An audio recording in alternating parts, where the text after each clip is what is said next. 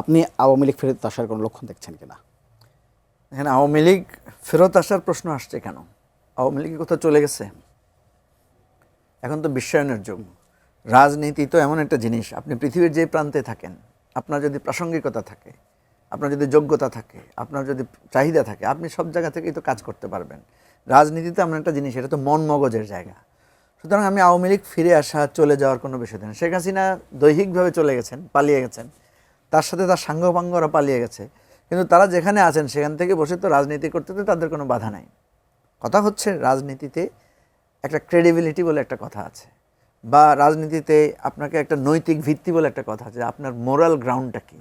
আপনি যখন গ্রাউন্ড হারিয়ে ফেলেন, দেখেন বাংলাদেশে মুক্তিযুদ্ধে সংগঠক দল হিসেবে আওয়ামী লীগ ঐতিহাসিকভাবে প্রতিষ্ঠিত, এবং ৭০ সালের নির্বাচনে একক সংখ্যাগরিষ্ঠতা, মানে কি, মানে একেবারে ওই পাকিস্তানি শাসকদের অধীনের নির্বাচনে আওয়ামী লীগ একেবারে মানে মানে ল্যান্ডস্লাইড ভিক্টরি পেয়েছে, পুরো পাকিস্তান শাসনের ক্ষমতা পেয়েছে। সেই আওয়ামী লীগ কিন্তু আপনি দেখেন খুব দ্রুত জনপ্রিয়তা হারিয়েছে, এবং ওই যে জনপ্রিয়তা হারিয়েছে ৭৫ সালে তার পতনের পরে আপনার ২১ বছর লেগেছে তাকে আবার ক্ষমতা আসছে, এবং ২১ বছর পরে এসে ৩-৪ বছরের মধ্যে সে আবার অজনপ্রিয় হয়ে গেছে, এবং এরপরে তাকে পুরোটাই বাংলাদেশের গণতন্ত্র ধ্বংস করে তাকে ক্ষমতায় আসতে হয়েছে, ষড়যন্ত্র করে তাকে ক্ষমতায় আসতে হয়েছে। এখন প্রশ্ন হচ্ছে আওয়ামী লীগ দল আকারে ফেরত আসার বিষয়ে এই যে আলোচনাগুলো হয়, আমি মনে করি যে আপনি থেকেই যদি গুরুত্বহীন হয়ে যায়, ওই যে একটা বলে না, আমি বেঁচেই মরে আছি নাকি একটা কথা বলে না, জীবমৃত অবস্থায়।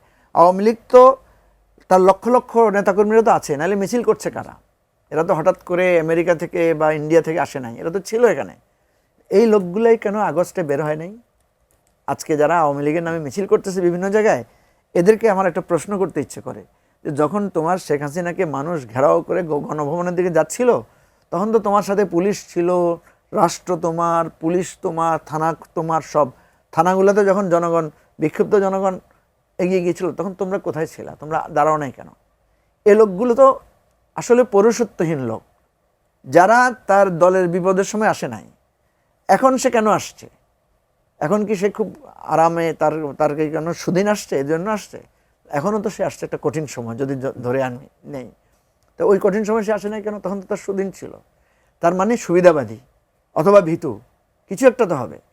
এখন দেখেন, এই যার মোরাল গ্রাউন্ড, যেই দলের, যারা খুন করেছে, গুম করেছে, লাখো লাখো কোটি টাকা সর্বশান্ত হয়ে গেছে, এই যে যারা আজকে অ্যাকাউন্ট থেকে টাকা তুলতে পারছে না, এই যে যাদের আপনার শেয়ার মার্কেটে ধসে গেছে যাদের জীবনযাত্রা, যারা আপনার বিদেশ থেকে ফেরত এসেছে আমাদের হাজারো কর্মীরা, তারপরে আপনার যার ঘর হারিয়েছে, বাড়ি হারিয়েছে, স্বজন হারিয়েছে, এই যে সামগ্রিক একটা শক্তি, যে আওয়ামী বিরোধী, আওয়ামী লীগের প্রতি যে যাদের ঘৃণা তৈরি হয়েছে, এদের প্রশ্নের জবাব ছাড়া আওয়ামী লীগ রাজনৈতিকভাবে, তার লাখো কোটি কর্মী থাকলেও তো কোনো লাভ নাই।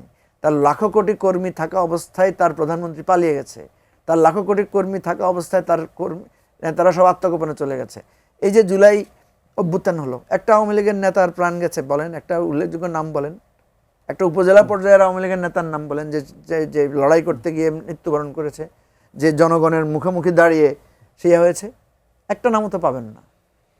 আমি তো মনে করি আওয়ামী লীগ যদি একটা গণতান্ত্রিক দল হয়ে থাকে, গণতান্ত্রিক দল তো নাই, যদি একটা দলও হয়ে থাকে, তার ওই সময়ের সব জেলা সভাপতি, সব জেলা সেক্রেটারি, সব থানা সভাপতিদেরকে তো বহিষ্কার করা উচিত। তোমরা কি করেছো?